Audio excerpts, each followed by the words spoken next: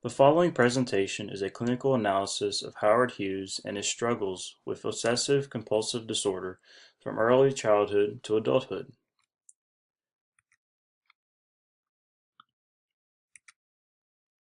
The Aviator is a biographical film that depicts the story of Hughes' wealthy, thrill-seeking lifestyle, with the majority of the film highlighting Hughes' life during the years surrounding World War II. His rise to fame was mainly in the aviation industry, where he pushed the boundaries of innovative aircraft for military and commercial use. From the visual representations in the film, I would diagnose Howard Hughes with obsessive-compulsive disorder. Following edition changes in DSM-V 5th edition, OCD and related disorders are now their own category independent of anxiety disorders. Out of other possible mental disorders, Hughes' OCD will be focused on. There are two main components that define OCD. First is obsessions, and these are persistent impulses about unwanted thoughts. Second are compulsions, which are repetitive behaviors used to reduce the distress. Based on DSM-V5, there are five main components or criteria of OCD. The first is the presence of compulsions. The second is the presence of obsessions. The third is illness is time-consuming and impairs social function. The fourth, not caused by drugs, medication, or medical conditions. And the fifth is disturbances not part of other mental disorders. Hughes was never formally diagnosed with OCD, but it is relevant to note that he did meet the majority of these criteria that are part of the diagnostic elements of DSM-V5 for OCD and related disorder category.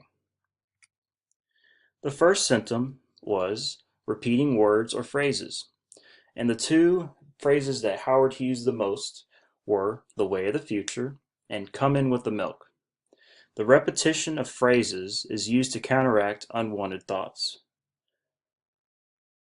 He did this over and over again in order to find some relief from the stress. It was like a relief mechanism for him. The second symptom is contamination obsessions and cleaning compulsions.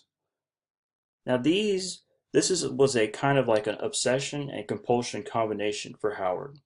He had both an obsession with contamination, which was just such as dirt or germs, and he also had a cleaning compulsion where he would have to try to prevent the distress associated with contamination of the germs or dirt.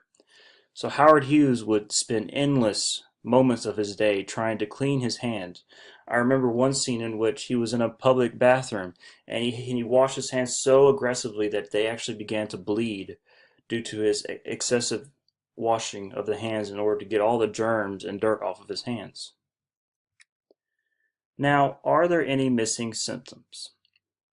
Based on the diagnostic criteria, I could not find any missing symptoms for Mr. Hughes.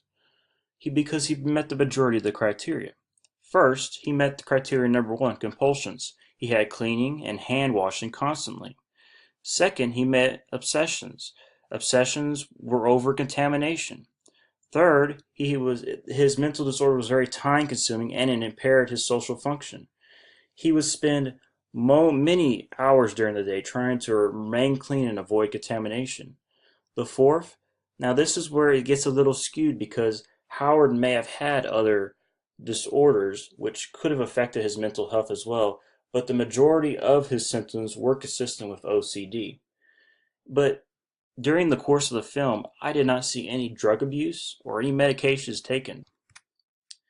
Now, a treatment plan would be exposure response prevention therapy. This is the best mechanism used in treating OCD. This treatment brings patients face to face with their fears, but it does not allow them to ritualize and compulsions to alleviate their distress. In treating Hughes, I would suggest making his hands dirty. To break the compulsive response that follows after the contamination of his hands, I would prevent him from washing the hands. The long-term outcome of ERP treatment could benefit Hughes by reducing the severity of his symptoms of OCD. ERP is the best treatment option for OCD patients, but improper implementation could cause the patient's symptoms to worsen. Hughes' portrayal in the film offered an accurate representation of OCD because it showed his inner conflict with obsessions and compulsions.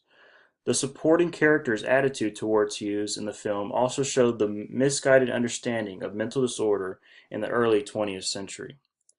The way mental disorders are portrayed in film has a dramatic impact on the audience. Accurate portrayals of mental disorders can give the audience a way to understand the different attributes of the illness. But most of the time, fictionalized representations of common disorders can give misguided information to the audience.